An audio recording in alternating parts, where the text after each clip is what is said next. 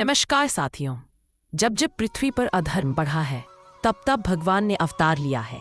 अब प्रश्न है, जब भगवान कल की इस धरती पर जन्म लेंगे तो उसके बाद क्या होगा? क्या दुनिया बदल जाएगी? क्या कलयुग समाप्त हो जाएगा? आज हम जानेंगे भविष्य की वो घटनाएं जो कल की अवतार के जन्म के बाद घटेंगी।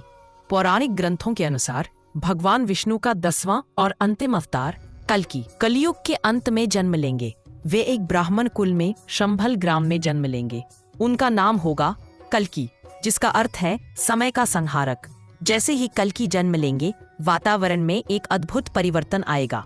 धरती कांपेगी, आसमान बिजली से गूंजेगा और प्रकृति संकेत देगी कि सच्चाई की वापसी होने वाली है। कल्कि अवतार का पहला कार्य होगा अधर्म और पाप का नाश।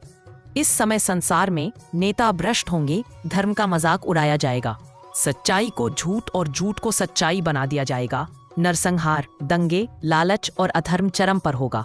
कल्कि अपने दिव्य घोड़े देवदत्त पर सवार होकर अपने प्रचंड तलवार से पापियों और असुरों का अंत करेंगे। वे किसी तर्क या चेतावनी के बिना न्याय करेंगे। उनका युद्ध होगा महायुद्ध, जहां वे राजाओं, शासकों और अधार्मिक लोगों को समाप्त कर देंगे। कल्कि अवतार के बाद संसार में एक नया युग शुरू होगा, सत्य युग। यह युग होगा धर्म, दया और सच्चाई का युग, जहां झूठ, हिंसा और लालच का कोई स्थान नहीं होगा। सभी लोग ईमानदार होंगे, प्रकृति और भगवान के प्रति समर्पित होंगे, वैदिक जीवन शैली अपनाएंगे।